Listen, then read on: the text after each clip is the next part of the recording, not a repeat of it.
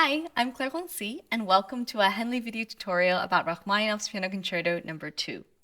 This is probably one of the most beloved works in the entire repertoire for pianists, orchestras, conductors, and audiences alike.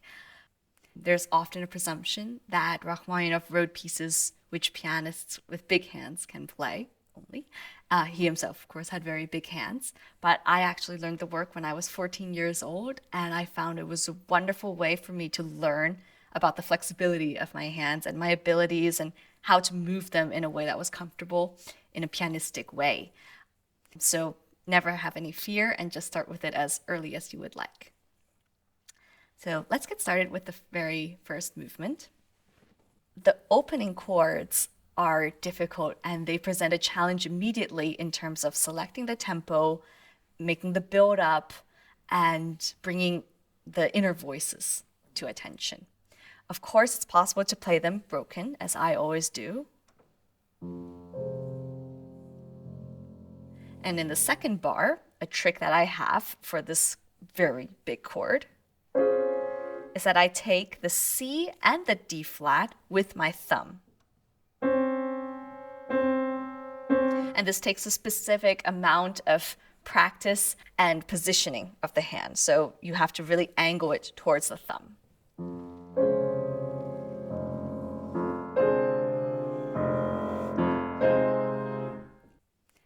Once the orchestra joins, it's important to just enjoy and not try to overpower them. It would be impossible to do it anyway. And while we can never be matching their sound volume, it is possible to be clearer. So be careful with the pedal, maybe change it twice per bar, and always articulate the ends of each phrase. Particularly in the top voices of the right hand, like the pinky. It's important to remember that when we practice it, we may play it a bit faster than we would expect the orchestra to do. And then when we are joined by them, we may be surprised. So please stay very flexible and follow their phrasing exactly. Their climax comes at bar 42, and this is an example where we really have to actually wait sometimes for the tutti.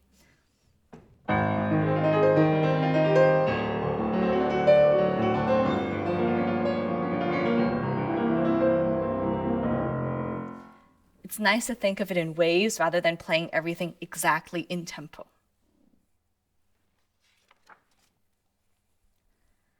From bar 55, for the first time in the piano, we are playing the melody. So we have to somehow match the intensity of the orchestra, of course, bringing out a new color, a new atmosphere. And then going into the un poco più mosso at bar 63, it's quite challenging to completely lock in with the orchestra. So what I do is, starting in bar 61, I make a slight accelerando going into the tempo.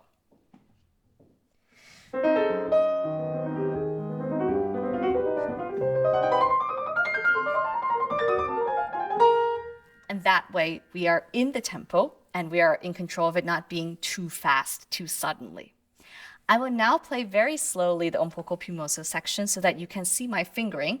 I very often use the thumb of the right hand on the downbeats to create more stability.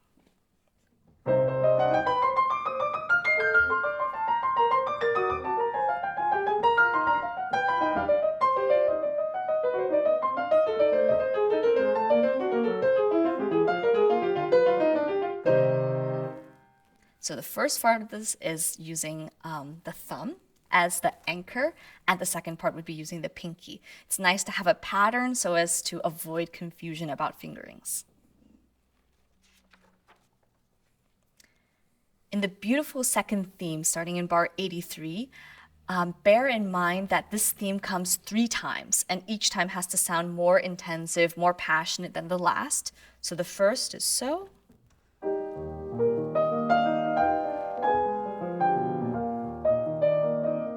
The second time is with octaves.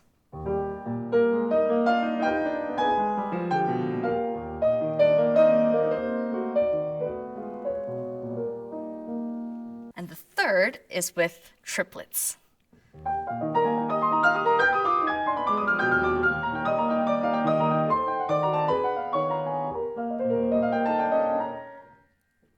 always very flexible. There's a lot of duets in this section with some of the woodwinds, and they will often take a lot of freedom, and be sure to follow them. From bar 145, this is a very tricky place where it's very easy for the hands to tense up. I like to make a kind of round circular motion with my hand to avoid that. So playing it slowly, you would follow the phrasing as written in the score.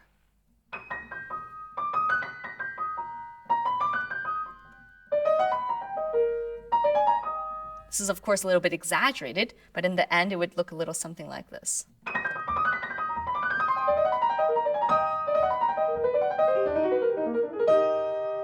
One can also, instead of using just a repeated thumb in bar 145, you could also alternate to a 2.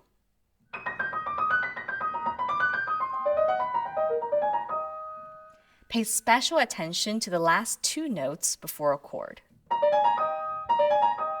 because it's very easy to rush into that, and then it would make the whole thing a little bit off balance. First movement is extremely lush and romantic. So when we see articulation with sharp staccatos, be sure to bring that out. For example, in bars 179 and 180. I will play this whole section a little bit slowly because I also have a special fingering where I'm sliding a lot with the thumb.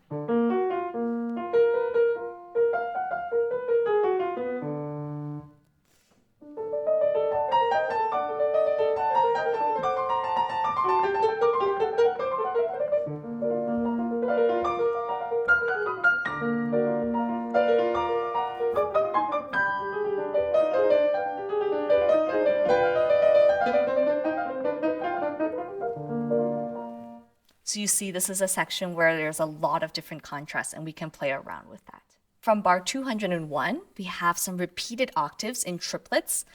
A small tip for that is that if we sometimes have the tendency to play too fast, it would make the whole thing with a constant accelerando. So be sure to give yourself almost a little cue before playing it.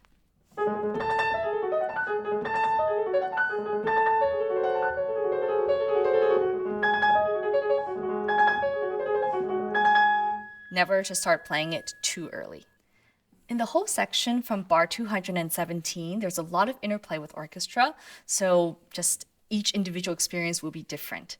But one tip I can give in bar 237 is that this is a place where the orchestra comes in full tutti, full force, and the brass are playing very loud. So follow the score and play a piano in the second half of bar 237 so that you can hear very clearly the tempo that they are playing, and that way you can build up to the climax together. And at bar 245, we've reached the climax of this first movement. This is a place where it's important to remember that the music is horizontal, even though we're playing massive chords in a vertical manner.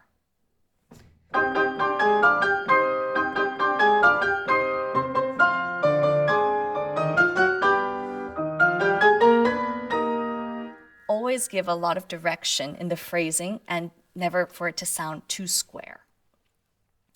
From bar 261, we are playing now the same melody that the orchestra was playing in the beginning. So it's important to remember their phrasing and to try to match it. For example, when we have the climax in bar 276, this is again a place where we have to take a lot of time because they're playing with us. At Un poco meno mosso in bar 339, don't be daunted by this 5 against 3 playing. It doesn't have to be mathematically perfectly accurate.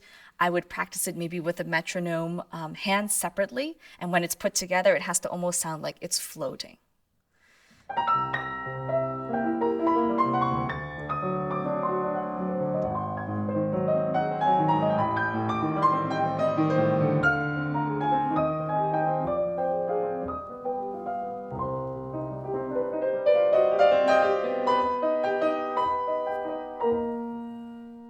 And from bar 369, we're reaching the end spurt of this movement, and it could be easy to go ahead a little bit too fast.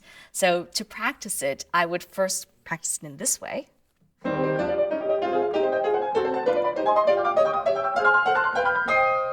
To to know how fast the repeated notes can go in the right hand before putting it together properly.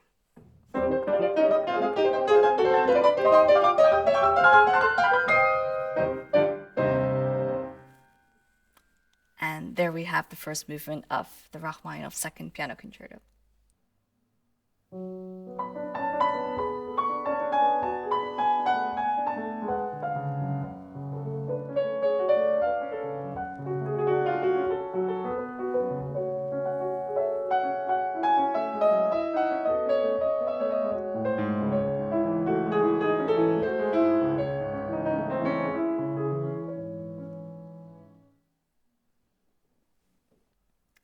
We're speaking today about Rachmaninoff's Concerto No. 2, the second movement. This is probably one of the most dreamy melodies that he wrote, and playing it in the piano can be the first time very challenging when we meet the orchestra. And a tip I would have for that is starting from bar 9 to really play the piano part with your right hand and the orchestra part with your left hand.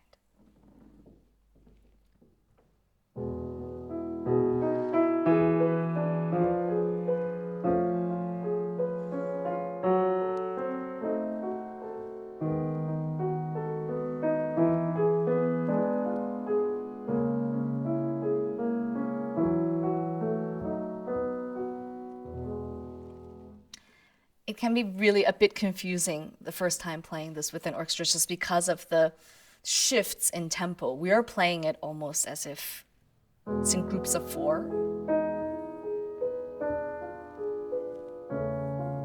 But the orchestra comes in every three notes. So a good trick for that would just be to play that in your left hand so that you have the rhythm a little bit in your body. This movement in general is very free in nature. Feel free to be very flexible, to follow all of the ebbs and flows of the orchestra and to imitate the phrasing of them as well. It's a movement, well, the whole piece is almost like you're partnering with the orchestra as equal partners. There is no soloist here, and therefore it's great to inspire one another. Starting in bar 47, this is, I would say, no more the blissful atmosphere of the beginning, but rather there's a hint of nervous energy, a little bit of desire, maybe homesickness even.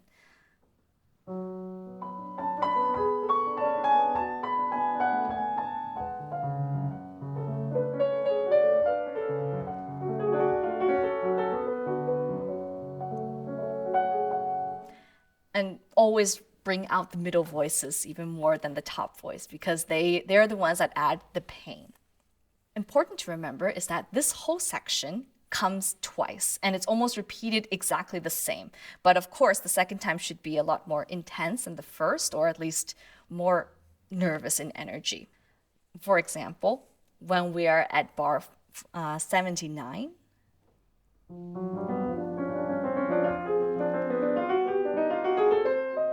it almost has to sound a little bit like sighs. The orchestra is playing.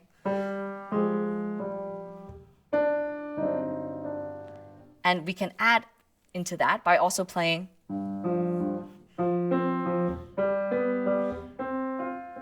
these little swells in the left hand. The whole thing comes to a climax at bar 91. And this is a bar where, again, the orchestra will take a lot more time than you expect. So better to be prepared for it more than less.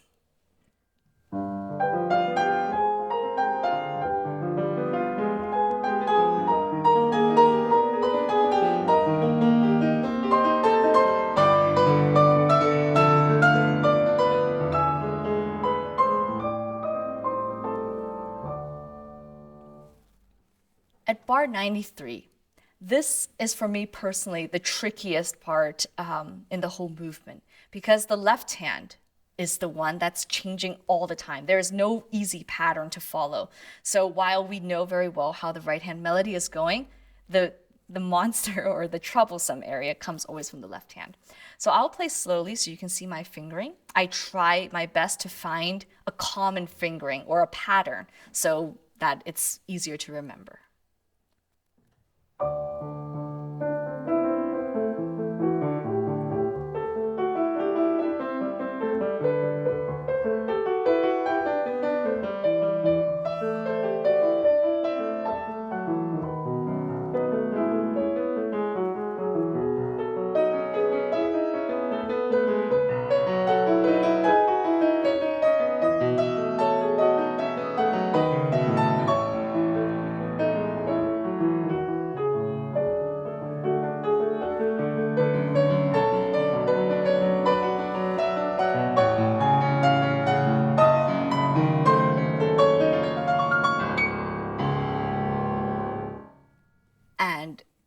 Starting from 112, again, I will play very slowly this whole section so that you can see the fingering here. This is a place which, if practiced improperly, can even lead to like some pain to the hand. So be very careful not to put too much emphasis on every single note, rather to find accents or pinpoints just to add a little bit of color, because the orchestra is actually here playing quite loud, and for us it is always leggero.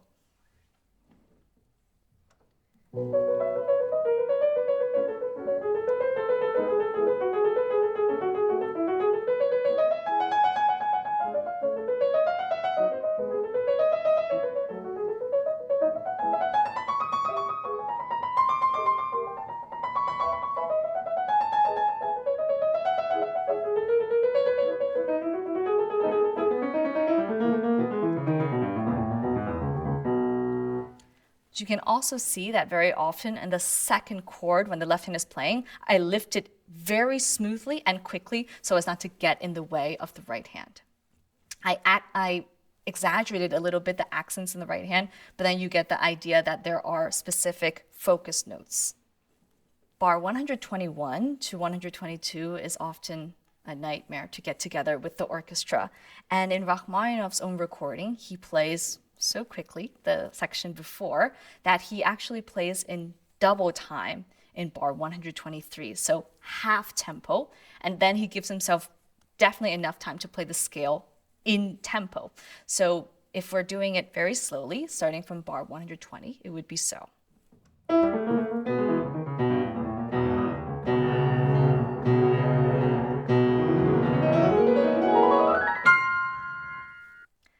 And after all this dramatic, exciting middle section, we enter again this ethereal atmosphere from the beginning of the movement.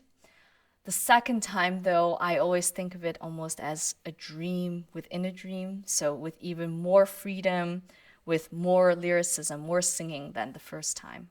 And of course, there is, in my opinion, no more beautiful moment than from bar 148, with these amazing harmonies that we play together with the orchestra. We end the movement in such an emotional way.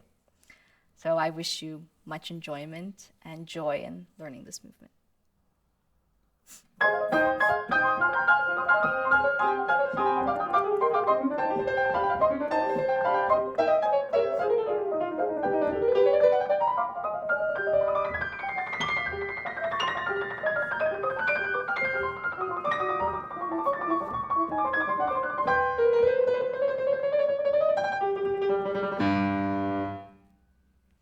Moving on, we're now at the third movement of Rachmaninoff's Second Piano Concerto. In this movement, actually, we can use a lot of the same skills that we developed in movements 1 and 2. We can apply it in this. So in this movement, I will actually focus on just some very specific technical sections.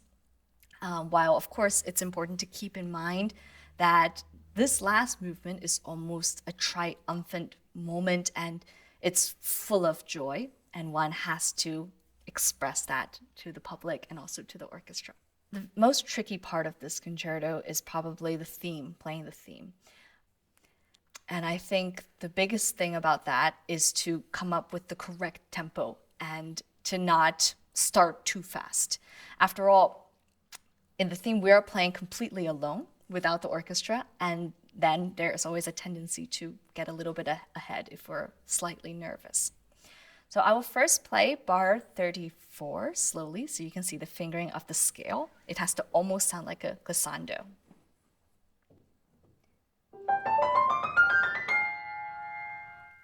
And then this whole section, when the orchestra comes in, never go ahead.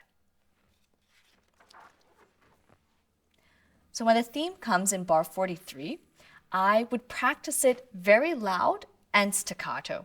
This is a way for me to almost grab the chords and to have very quick hand movement changes.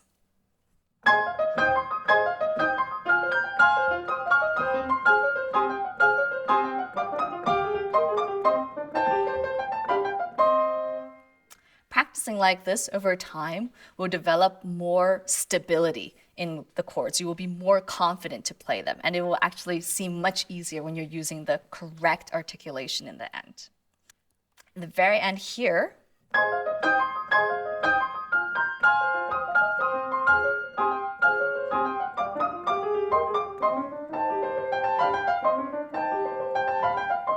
I do a lot of hand motions up and down, as you will see, as the two hands are interplaying from one another. And this is a way for me almost to keep the rhythm, to almost self-conduct myself as not to get ahead. In the two bars 63 and 64, I use the following fingering. I see each of these triplets as being one movement, one motion, and at the end, using the thumb to like go out of the piano sideways to make it very smooth.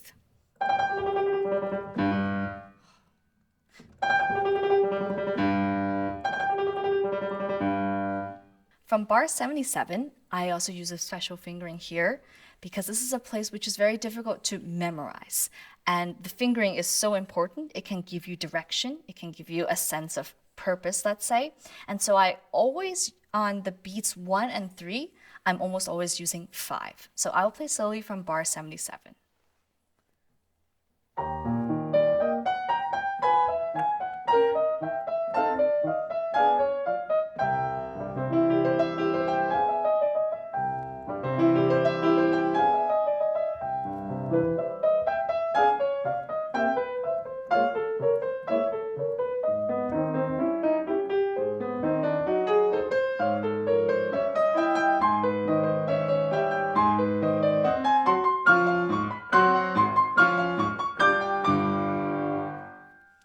With this pattern in mind, it's much easier actually to keep track on how to memorize. The whole middle section is really a conversation, a dialogue with the orchestra. And the main tip for that would be to find yourself a friend to play this second piano part with you many times. And this particular edition has a wonderful arrangement for the orchestra. And so it would make good sense to actually take turns. Sometimes you play the orchestra, sometimes your friend does, so that you know both parts as really part of yourself. And that way, in a concert, you can feel very secure playing with an orchestra. Basically, the last technical area I would focus on would be at risoluto at bar 459. This is also a place where it would make sense to practice loud and staccato, so as to be very secure in how the hand position of each chord is, because it's changing so fast. And also it could make sense to practice just thumbs first, or the inner voices first.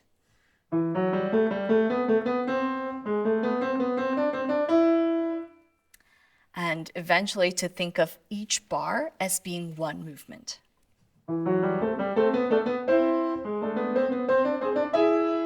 Always important to know which hand is more inside the keys, which hand is out. In this case, I'm almost always having the right hand on the outside and the left hand playing inside. This is probably one of the most fun concertos to play with an orchestra. It's really feel good, and I think the most important thing is just to really enjoy yourself and have a lot of fun with it.